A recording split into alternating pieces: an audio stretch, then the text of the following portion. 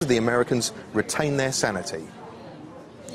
I don't f***ing know. Go and ask a sociologist. Go on, go and phone one up. British TV may be drowning in F-words and innuendo, but surely that's preferable to the shameless ghoulishness of much of American television. Take this delightful slice of primetime fare, NBC's To Catch a Predator. They drive up to our door, then they're dragged into court. Can online predators be taken off the streets? Tonight, in To Catch a Predator. Yes, it's a hidden camera investigation with delicious overtones of entrapment, in which a bunch of crusaders from an outfit with the apparently unironic title Perverted Justice pose as underage teens in internet chat rooms. They make contact with sweaty palmed men. Not believe that I'm actually thinking about blanking your blank. Then they reel them into a house filled with cameras and the news media's answer to Jeremy Beadle. But instead of being greeted by a child, he meets me. Did you have a hard time finding the place? No. How are you today? Good, how are you? I'm doing good. What can I do for you? Like most of the men who come in the door, this man agrees to talk. He may think I'm a cop. At first, I don't tell him who I am. Most of the fun, and okay, it's a news programme, but come on, it's definitely entertainment. Most of the fun comes from watching the men's bewildered expressions the moment Captain Righteous steps into the room. That's nothing compared with what happens when he starts reading the transcripts of their web conversations out loud and the feeble excuses start flying. You ask her if she's horny. What's wrong with that? You ask if she does anal. It's a question. I was actually just going to stop by here to let her know that I wasn't going to be here because I have to go meet with other people. Wait a minute. You came by here to tell her that you weren't going to come here. Thing is, there's a definite air of leering curiosity going on here. The host's like a morally outraged Victorian gentleman who's a bit too interested in uncovering the precise level of depravity involved. Have you ever asked somebody to blank you off? You talk about... Oh, I won't deny that there was You talk about penis size here. I mean, those are normal chat things on... It's normal chat things with a 14-year-old boy. Ask him if he's horny. And then say, I wish you were not so far away.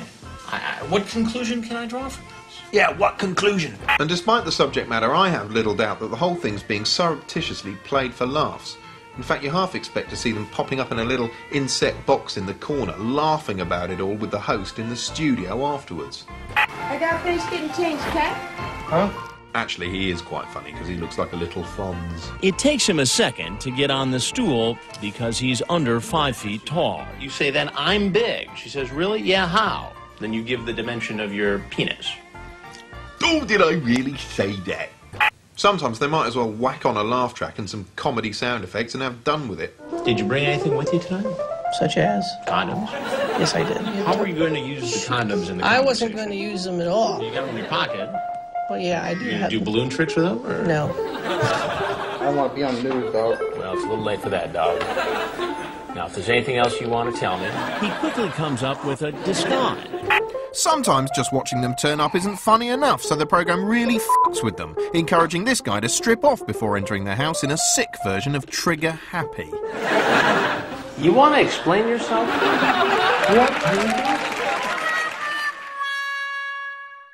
Right, if you're going to play this for chuckles, you might as well go the whole hog, yeah? Have the presenter walk out dressed as an 8-year-old girl. Now that would be funny. The potential predators aren't just there as stooges for a hidden camera fun fest. This is justice in action, so the moment they step outside, Chewbacca attacks them. Please let me out!